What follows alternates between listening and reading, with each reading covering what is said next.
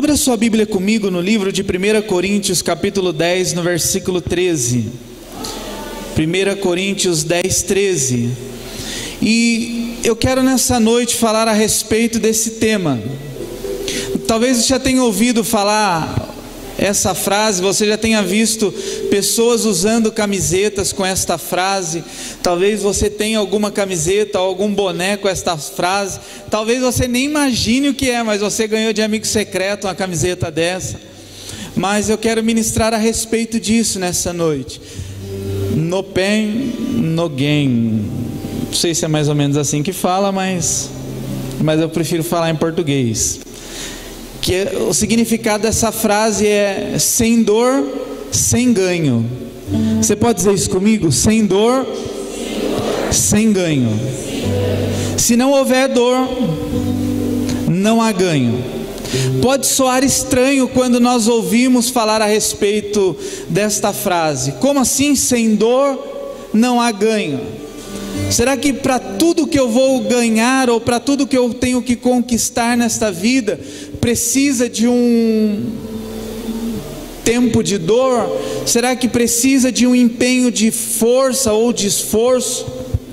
1 Coríntios capítulo 10, versículo 13 diz assim: não sobreveio a vós tentação que não fosse comum aos homens, e Deus é fiel, Ele não permitirá que vocês sejam tentados além do que podem suportar, mas quando forem tentados, Ele lhes providenciará um escape, para que possam suportar. Essa frase no pain, no gain, ou é assim que fala? Ou sem dor e sem ganho, é usado muito pelos halterofilistas. Homens que se empenham a trabalhar a musculatura do seu corpo para ganhar massa muscular. E esta frase ela é muito dita por eles: se não houver dor, não há ganho de massa muscular. Eu me lembro de uma amiga nossa, uma pastora amiga nossa, que ela fazia academia, e ela falava assim: o que eu mais amo depois da academia é aquela dor que fica no corpo. E ela é personal trainer. Eu falava para ela: você é masoquista, sai fora. Ela falou: mas é esta dor que me indica que o treino foi bom e que os músculos vão crescer. E eu falava assim: como? Quando eu ia na academia, você vê que eu não sou... Eu estava brincando hoje que eu fui na academia da terceira idade, ali no parque da cidade. Eu falei: você vê que está ficando velho quando você se sente bem na academia da terceira idade, né? Estava brincando, eu falei: nossa, acho que eu gosto mais dessa academia aqui. O problema é que aquela academia ali, talvez ela faça uma conservação da musculatura, mas ela não gera dor. E talvez não vai gerar um crescimento muscular, se é essa a espera de alguém. E então estes homens, eles dizem isto: olha, nós precisamos aplicar um processo de dor, para que nós possamos ver o crescimento muscular. Então, quanto maior o objetivo do crescimento muscular que eles querem, maior é a aplicação da dor. E hoje eu estava orando, e aí me veio esta frase, e eu falei: Deus, e eu comecei a meditar a respeito disso. Porque sem trabalho duro não há crescimento, pois o sofrimento faz parte do crescimento e do amadurecimento. Ou seja, todo o processo de dor que nós passamos, eles vão nos amadurecer. Todo o processo de dor que nós enfrentamos na nossa vida, o fim de todo este processo é nos tornar pessoas melhores e mais maduras ao longo de tudo isso. Talvez o processo de dor que você está passando, ou que passou, você possa não entender ou não estar entendendo, mas isso vai gerar em você um crescimento. Então, por todo o processo de dor, a Bíblia fala nesse texto de Coríntios, o apóstolo Paulo escrevendo isso, ele fala assim: olha, virá sobre vocês tentação, que muitas vezes a mente humana não vai entender o porquê, mas Deus está cuidando de você em todo o processo, e no final de todo este processo você vai entender, e pode ficar tranquilo, porque Deus não vai te dar uma carga maior do que você pode suportar. Dentro desta frase, nós podemos dizer que Deus é o nosso personal trainer. Porque talvez você já tenha feito academia um dia, e o problema de você fazer academia sozinho é que você muitas vezes coloca um peso que você não consegue suportar. Agora, quando você tem o acompanhamento de um professor ou de um personal trainer, ele vai aumentando o peso de acordo com o desenvolvimento da sua musculatura. Às vezes você já quer pegar logo 10 quilos, ele fala: cara, com esse braço aí, se eu fizer assim, quebra. Como? Você tem que começar com 2 quilinhos, olha lá. Aí parece que você fica até com vergonha, né? Porque chega aqueles caras bombadão com... aí você pega aquele pezinho lá, 2 quilos, e fica... Se pudesse, você sai até no canto, né? Faz escondido no canto aqui. Os caras chegam com os braços. E há pouco tempo aconteceu isso comigo. Uns 4 meses atrás. Estava lá na academia em casa, e eu lá fazendo uns 5 quilos. Aí chegou um cara todo fortão lá e 30 quilos, cara. Fiquei olhando. Falei, vou pelo menos 10, né? Só para passar tanta vergonha. Mas na primeira, e era um exercício que puxava aqui para fortalecer o ombro. Na primeira que eu fiz assim com 10 quilos, fiz, ai! Já era. Por isso que eu tô magrinho assim, porque eu tive que parar. Mas já era. Deu distensão, deu bursite, tendinite, sei lá o que deu, o médico falou. Tive que ficar tomando remédio, e toda vez que eu dou uma levantada um pouco mais forte, ai, dói aqui. Sabe por quê? Porque eu quis colocar uma carga da qual eu não suportava. Então o apóstolo Paulo, ele fala assim: olha, o seu personal trainer, isso não é heresia não, no contexto, contextualizando, né? O seu personal trainer é Deus, fica tranquilo, porque Deus colocará sobre você uma carga da qual você pode suportar. Ou seja, todo o meu e seu sofrimento tem a supervisão de Deus. Todo o meu e o seu sofrimento tem ali o cuidado próximo do Pai, e Ele está falando assim: olha, pode colocar uma carga maior, porque Ele consegue suportar. E ainda que você diga assim: eu não estou conseguindo suportar, Deus fala assim: vai, continua, porque você consegue. Pode colocar, anjo, coloca mais um lá, mais 5 quilos, porque ele consegue. Pastor, aonde está isso? Depois, não vou ler agora, mas depois você lê o livro de Jó. Satanás chega para Deus e fala assim: bom, Jó é bonitinho, Jó é bonzinho, que você dá tudo para ele. Coloca ele dentro de um processo de dor e um processo de sofrimento, que você vai ver que Jó vai deixar de te adorar. E aí Deus fala assim: bom, anjo, vem cá, supervisiona Jó lá. Vai lá, Satanás, pode tocar. E aí Satanás toca em algumas coisas, e aí Satanás volta e fala assim: lógico, ainda. E aí Deus fala: então vai, coloca mais um peso, pode tirar mais tal, pode tocar. Aí a hora que Satanás fala: bom, o cara tá, só ele e a esposa agora, e continua te adorando, vou finalizar, agora eu mato. Não toca na vida dele. Então Deus foi permitindo que as provações chegassem até Jó, entendendo que ele fosse capaz de suportar tudo aquilo. E lá depois, no final do livro de Jó, você vai ver Jó dizendo assim: antes eu conhecia Deus de ouvir falar, mas agora eu conheço Deus de caminhar com Ele. Por quê? Porque o processo de, muitas vezes, de sofrimento e de dor nos leva mais próximo de Deus. A semana passada aqui, quando eu falei a respeito de muitas pessoas que leem a Bíblia, mas não querem relacionamento com o Deus da Bíblia, é isso, é que quando nós levamos uma vida sem propósito, nós conhecemos Deus só de ouvir falar.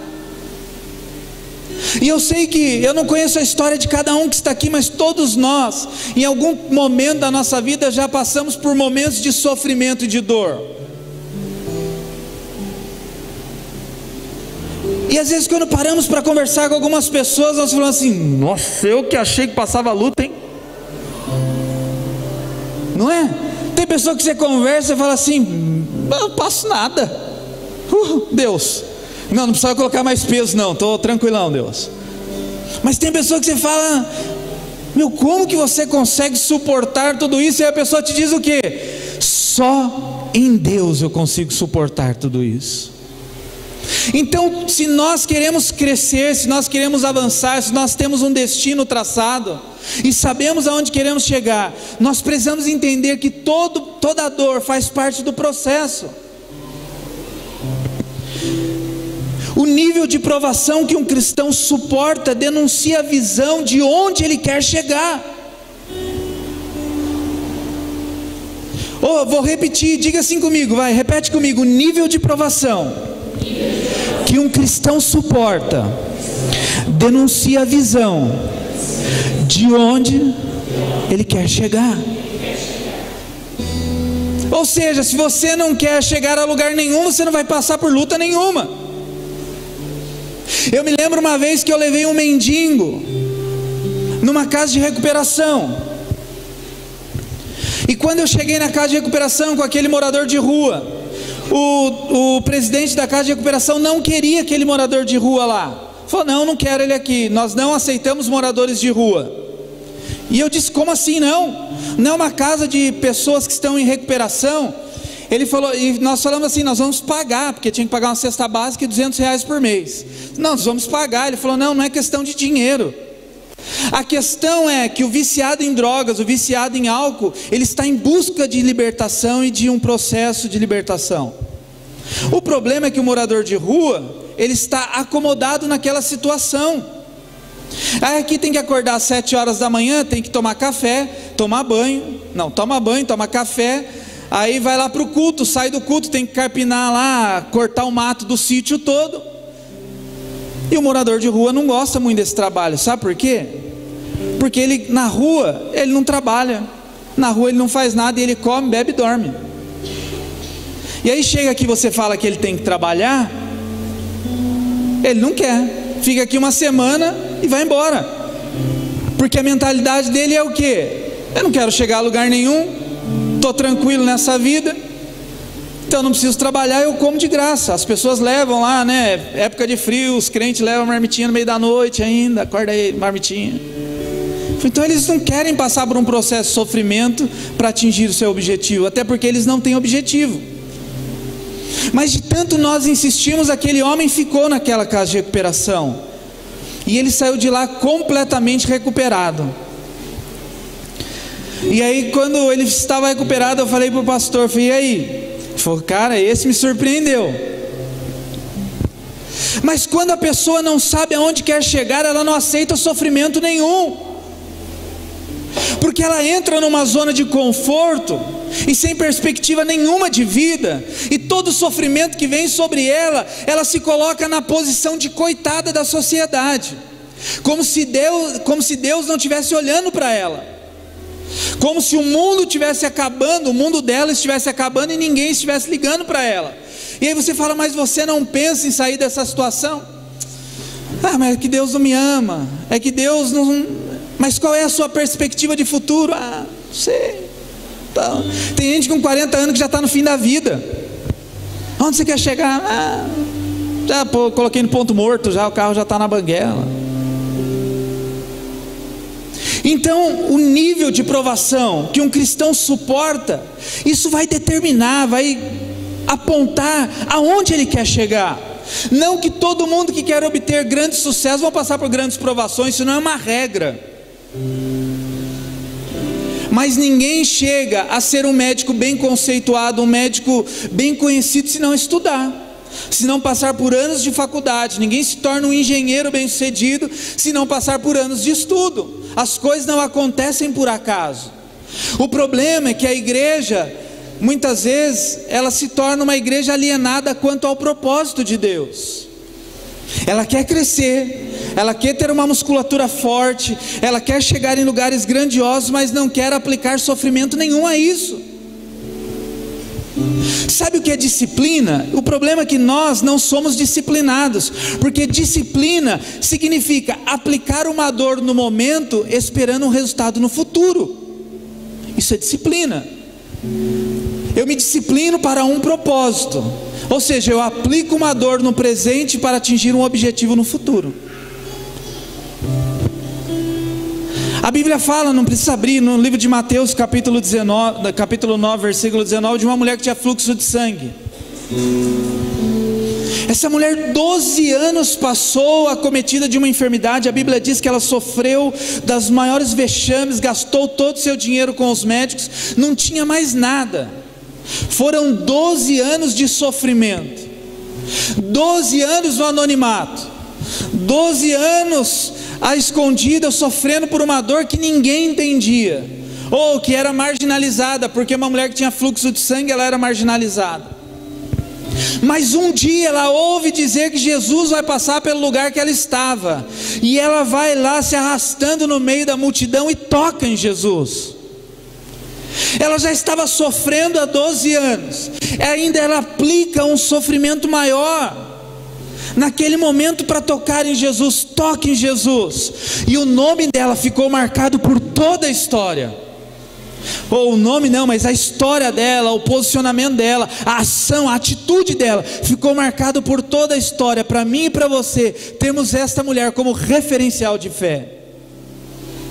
Então diga para a pessoa que está do teu lado assim: se esforce e seja exemplo para mim.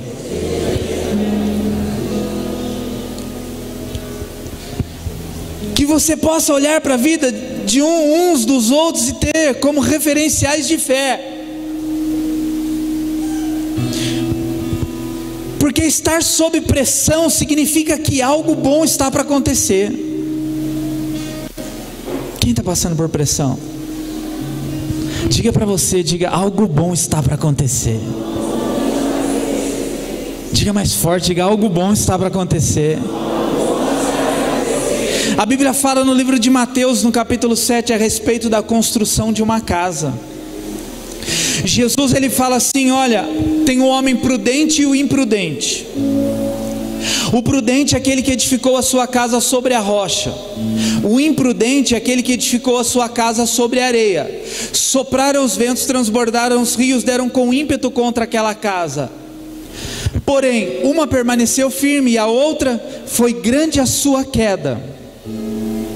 As lutas foram as mesmas, os problemas foram os mesmos. O vento forte foi para as duas casas, os rios transbordaram e atingiram as duas casas. A diferença não estava no designer da casa, a diferença não estava na beleza da casa, a diferença não estava no tamanho, na metragem quadrada da casa. A diferença estava onde uma casa estava firmada e a outra não. Porque uma casa, o sucesso de uma casa, no mundo que nós vivemos hoje, ela se dá pelo designer, né? Você vai comprar uma casa, quem aqui já comprou uma casa, um apartamento? Normalmente você chega e fala assim: uau, que casa linda, a casa dos meus sonhos, o telhado que eu queria, os quartos que eu queria, as suítes que eu queria, a banheira que eu queria. Mas quem chega e pergunta assim: como foi feito o alicerce desse lugar? Alguém pergunta isso? Quantos quilos de cimento vocês gastaram nos alicerces dessa casa? Porque uma casa ela só será bem sucedida quando um grande peso for colocado sobre o seu alicerce. Foi isso que Jesus diz em Mateus capítulo 7. Quer provar uma casa para ver se ela é boa? Não olhe para o designer dela, olhe para o alicerce, aonde ela está firmada. Quer saber se uma casa é boa? Espera vir a chuva, espera transbordar os rios, espera soprar os ventos. Aí sim você poderá dizer: sim, esta casa é boa, porque o alicerce dela aguentou toda a pressão que foi colocada sobre ele. Então não olhe para A, para B e para B, julgue o bom ou o mal. Espere, ou ouça a história de vida. Ouça, não olhe só para os ganhos, olhe para o esforço que foi colocado sobre essa pessoa para os ganhos, porque na geração ou no tempo que nós estamos vivendo, as pessoas, elas olham muito para resultados. Sim ou não? Você assiste aqui, você vê aqueles vídeos no Facebook toda hora, curso não sei do que, curso não sei do que, curso não sei do que a gente fica até louco, né? Eu quero fazer todo esse curso, porque essas pessoas, elas estão obtendo sucesso, e eu quero ter sucesso, e isso brilha os nossos olhos. O sucesso nos atrai. E aí, só que nós deixamos de perguntar para as pessoas que obtiveram sucesso, como elas chegaram até lá. E no mundo que nós estamos vivendo, eles estão vendendo essas informações, eles não dão mais. Se você chegar para uma pessoa dessas, de internet principalmente, me conta qual é o seu sucesso. Está lá no meu site, lá, compra lá, dá para parcelar em 12 vezes, você vai descobrir o segredo do meu sucesso. Mas eu não preciso disso. Quando eu olho para a Bíblia, eu vejo grandes homens de sucesso, e aí eu olho a história de vida deles, e eu vejo o problema que eu vejo em quase todos, que foi colocado sobre eles um peso de dor, um peso de sofrimento, para eles chegarem onde eles chegaram. Então, se você quer obter sucesso em alguma área, seja ela profissional, emocional, espiritual, empenhe e disciplina. Esses dias eu estava vendo uma competição daquele strongman, aqueles caras que carregam aqueles negócios gigantescos, né? Que dá até medo de olhar para os caras. E aí o repórter perguntou para ele assim, falou: mas qual é a sua alimentação? Ele falou: eu acordo como 20 ovos. Aí o repórter falou: mas o que mais? Não, quando eu acordo é só 20 ovos. Eu falei: só? Rapaz, as galinhas sofrem com esse cara. Mas ele precisa aplicar uma disciplina de treino, uma disciplina de alimentação, uma disciplina de horário. Ele precisa aplicar tudo isso para que ele obtenha o resultado desejado.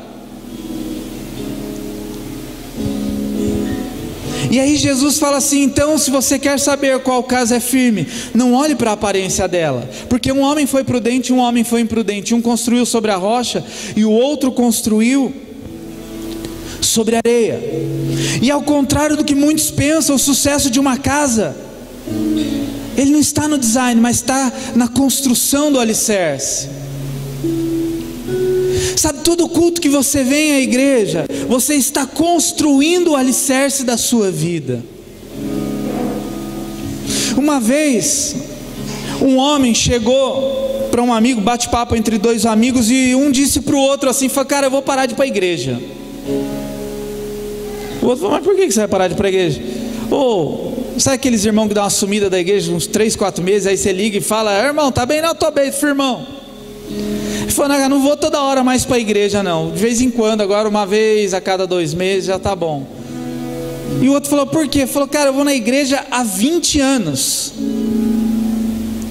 e eu não me lembro, acho que de completo mesmo, eu não me lembro de 3 pregações que eu ouvi, e eu vou na igreja há 20 anos.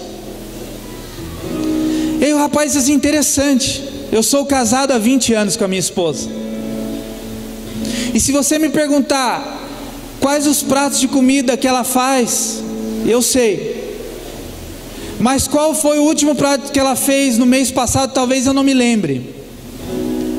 Mas a comida destes 20 anos é o que é o que me manteve de pé todos esses 20 anos. Ou seja, vir à igreja, estar em comunhão, estar caminhando junto, estar caminhando no mesmo propósito, isso fortalece um ao outro.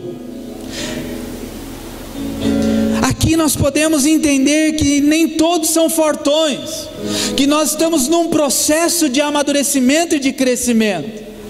E ainda que estejamos passando por um processo de sofrimento ou de dor, nós sabemos e buscamos entender isso em Deus, que isso é para o nosso crescimento e fortalecimento nele.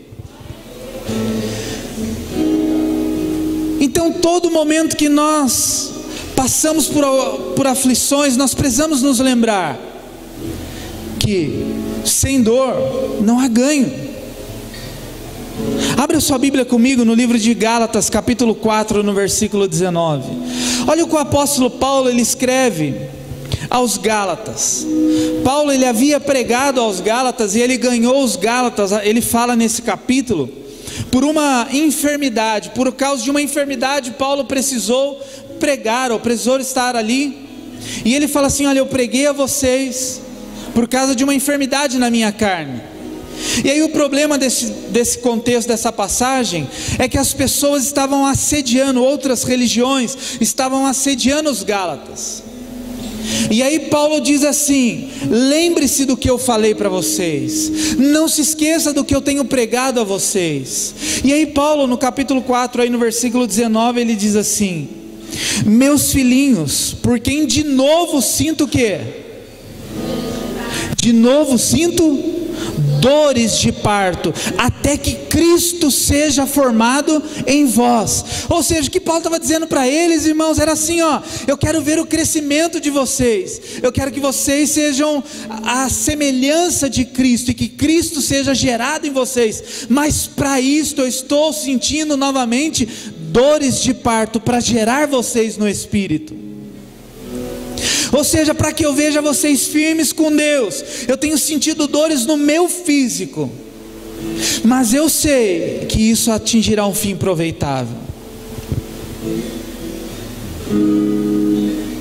Então, eu não estou fazendo aqui nessa noite, eu quero que você entenda isso, uma apologia à dor.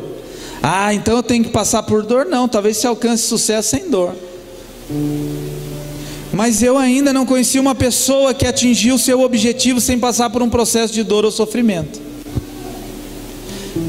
Eu não conheço uma pessoa que chegou aonde queria chegar sem passar por todo este processo. E aí, se você começar a ler a Bíblia, de Gênesis a Apocalipse, você vai achar homens e mulheres que atingiram sucesso, mas que passaram por todo um processo de dor.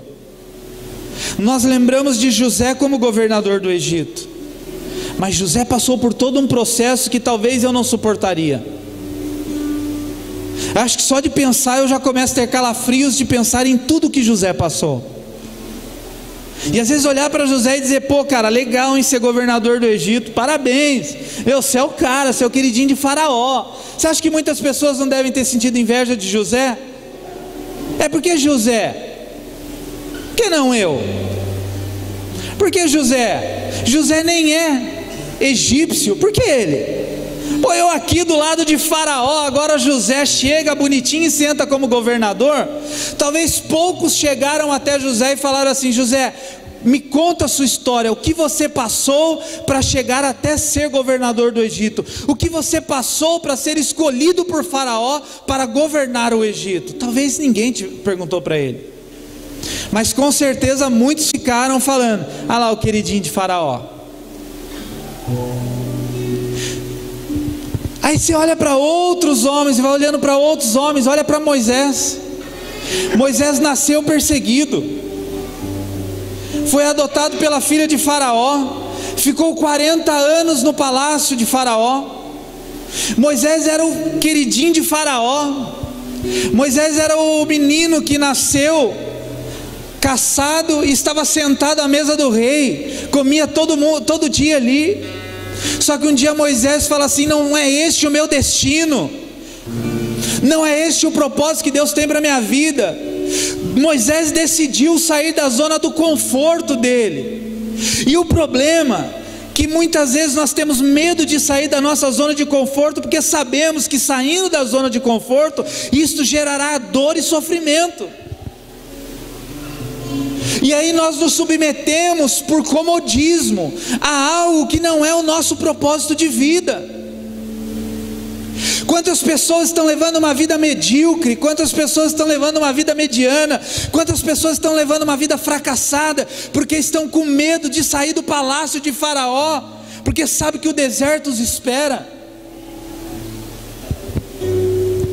Quantas pessoas se acomodaram com um salário medíocre? Ah não, fazer faculdade com 40 anos, com 50 anos, fazer faculdade, não, esse salarinho tá bom, já eu me aposento. Eu me lembro daquele programa Aprendiz, e o Roberto Justus, ele direcionava tudo ali, E chegando nas finais, o Roberto Justus, naquela sala, quem assistiu aquela sala de quem vai demitir, ele pergunta para um rapaz: qual é o seu sonho? O cara fala: meu, com 50 anos eu quero estar bem de vida, aposentado, comprar meu sítio e ficar lá. Roberto Justus falou na hora para ele: cara, você está demitido. Que pensamento medíocre. Como que eu vou querer um sócio que com 50 anos quer se aposentar, pôr um chinelinho e morar num sítio? Eu preciso de um sócio que sabe onde quer chegar e quer lutar para isso. Então tem muita gente que está lá no palácio de Faraó dizendo: ah, tá bom aqui. Moisés poderia ter se acomodado lá. Bom, estou bem, pô, sou o braço direito aqui, sou o cara de Faraó, neto de Faraó por adoção, estou tranquilo, eu faço assim, as coisas acontecem, vou sair daqui por quê? Mas ele decidiu se lançar em direção ao propósito que Deus tinha para a vida dele. Sem dor não há ganho. Sem empenho de dor, sem empenho de sofrimento, não há ganho. E aí Moisés sai dos palácios de Faraó e vai ser perseguido no deserto, e Deus realiza grandes milagres, e Moisés é levantado como libertador de Israel, e todo o resto da história você conhece. Mas sabe por que isso aconteceu? Porque Moisés levantou do sofá de Faraó e falou assim: ninguém vai lutar por mim não. Eu preciso levantar e me dispor.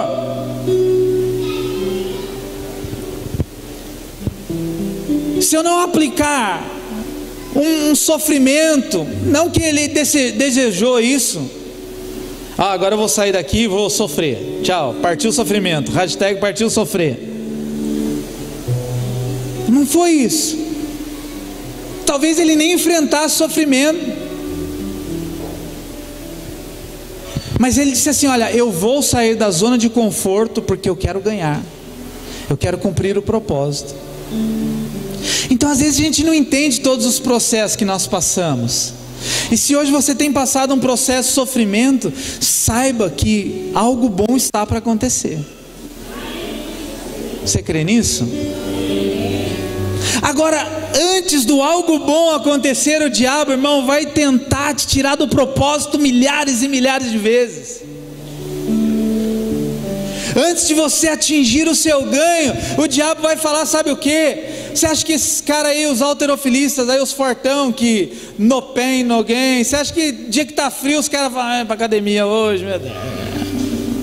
Só um dia.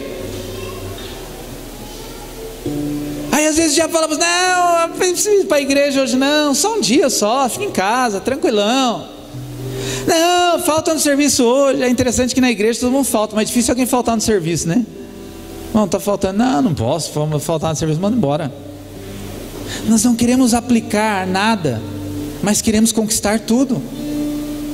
E quando eu falo nós, é porque em algumas áreas da nossa vida nós somos assim. Nós queremos que as coisas aconteçam por um passo de mágica.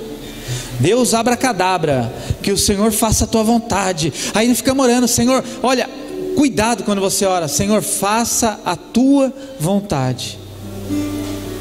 Porque aí às vezes a gente vai numa oração toda espiritual, né? Senhor, faça a tua vontade, não a minha. Quando Jesus orou isso, o que esperava ele? A cruz. Você está disposto para a cruz? Porque Jesus não ouviu o que ele queria de Deus. Ô filhão, papai está aqui. Anjos, vai lá, arrebenta com todo mundo. Jesus, volta, não vai. Ele falou: Pai, que não seja feita a minha vontade, mas seja feita a tua vontade.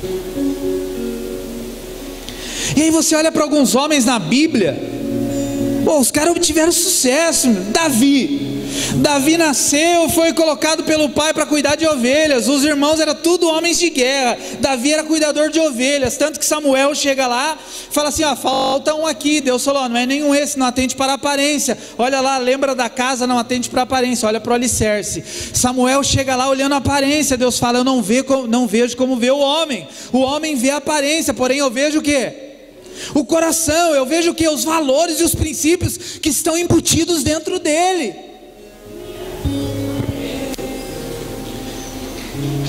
Eu olho como ele resiste em meio às lutas e aos sofrimentos.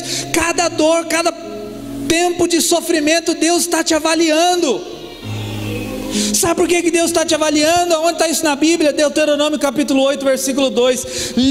Porque eu vos levei aos caminhos de deserto para provar-lhes o coração, para saber se vocês me amavam. Agora, peraí, Deus precisou me levar para o deserto para conhecer meu coração? Não, Deus não me leva a deserto para conhecer meu coração. Deus me leva a deserto para eu conhecer o meu coração. Sabe por quê? Porque na igreja nós ficamos: Senhor, Tu és bom, oh Xaramanaia, oh aleluia, ah Deus, por Ti eu morrerei. Foi isso que Pedro disse para Jesus: Jesus, manda colocar uma cruz lá do lado que eu vou morrer junto. O que Jesus fala para Pedro? Sai daqui, ô Satanás, né? Cala a boca, Pedro, você sabe o que você está falando. Quando está aqui comendo pão e peixe comigo, está tranquilo, é fácil você fazer promessa. E eu disse aqui esses dias que o céu não espera as suas promessas, o céu espera as nossas ações. Então vamos falar que aí a Bíblia fala que Deus nos leva a caminho de deserto para provar-lhes o coração. Sabe por quê? Porque é na luta, na hora do sofrimento é que vai se revelar o nosso destino e o propósito. Não é aqui. Na hora que você está lá na faculdade, você vê, vai ter 4 anos de faculdade ainda. Não, mas é isso que eu quero para a minha vida. Eu vou aplicar a carga de dor e de sofrimento, porque é isso que eu quero para a minha vida. O problema é que muitas pessoas passam por uma luta e aí acontece o abacadabra. O irmão, o que aconteceu, irmão? Passando por luta, eu sei. Eu imagino, você está passando por luta, onde que tem que estar? Mas levei-eles a um caminho de deserto para provar-lhes o coração, para saber se havia um temor e amor.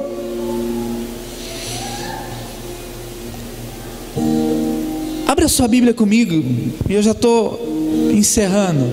2 Coríntios capítulo 11, versículo 22. E é interessante que nós queremos ouvir palavras proféticas a nosso respeito, sim ou não? Hein?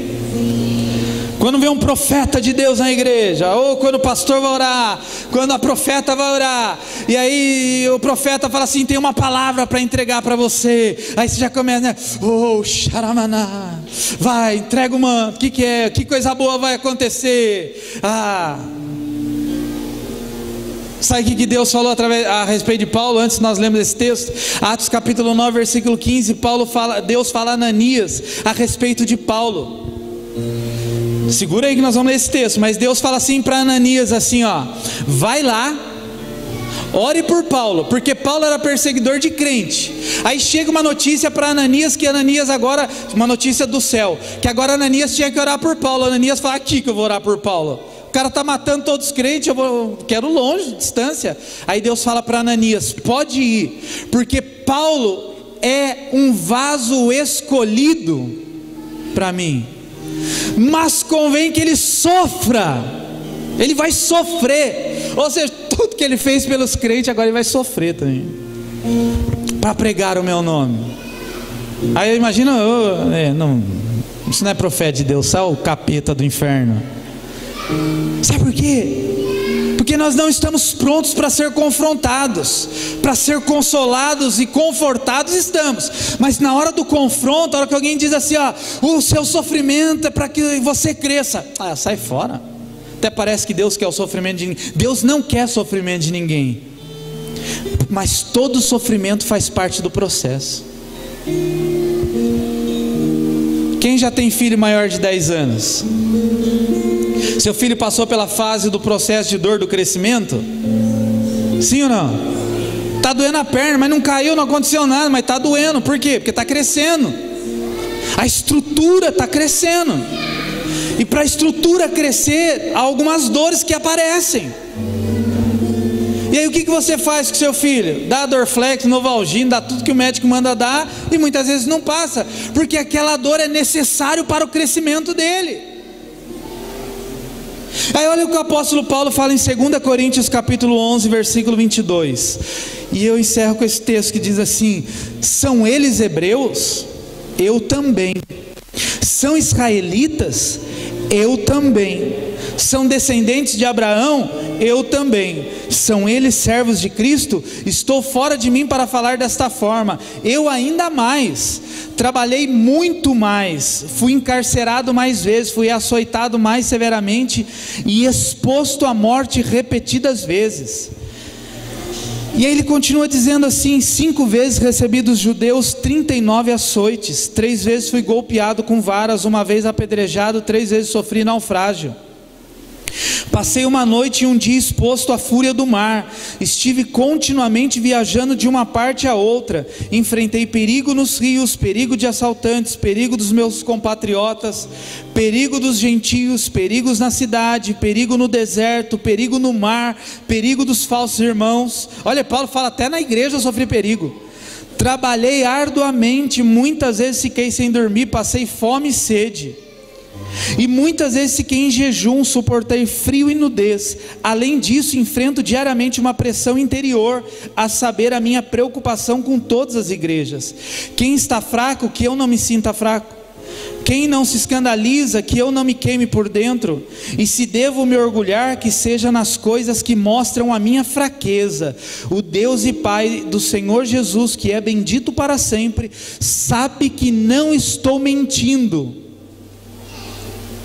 Em Damasco, o governador nomeado pelo rei Aretas mandou que se vigiasse a cidade para me prender, mas de uma janela na muralha fui baixado numa cesta e escapei das mãos dele. Sabe o que Paulo está defendendo? Paulo está defendendo o apostolado dele, o ministério do louvor. Pode subir, por favor. Paulo está defendendo o apostolado dele. Paulo está falando assim: você está falando que está sofrendo, meu irmão? Eu vou te contar o que é sofrer. Você não sabe o que é sofrer.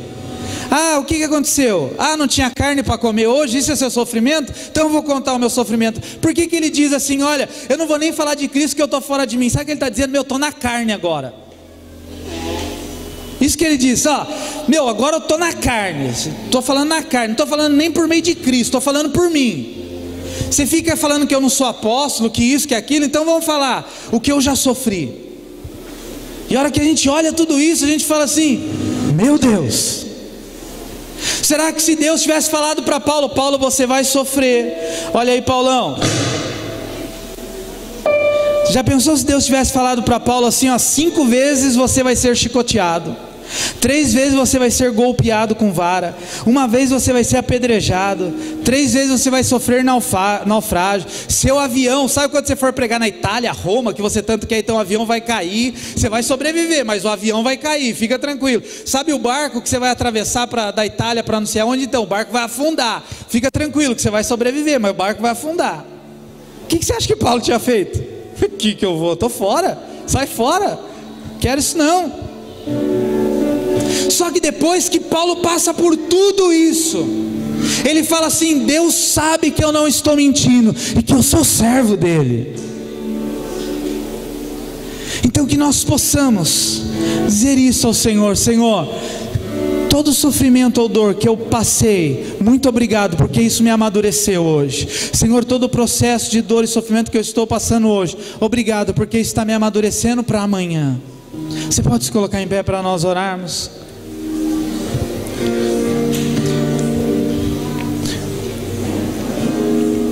Eu não sei se você está passando por um processo de dor nessa noite, por um processo de sofrimento,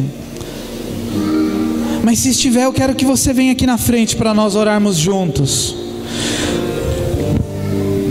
E não tem problema, não precisa ficar com vergonha de vir, porque o orar junto nos fortalece, o orar junto nos anima. O orar junto, talvez você vir aqui na frente, vai mostrar para outro: opa, peraí, não é só eu que estou passando por problema, tem mais pessoas. E eu achando que era só eu, foi Elias disse para Deus: Senhor, só eu não me dobrei. Deus fala: peraí, cara, mas 7.000 não se dobraram, não é só você não. Talvez você ache: olha Deus, só eu que estou passando por um momento de dificuldade.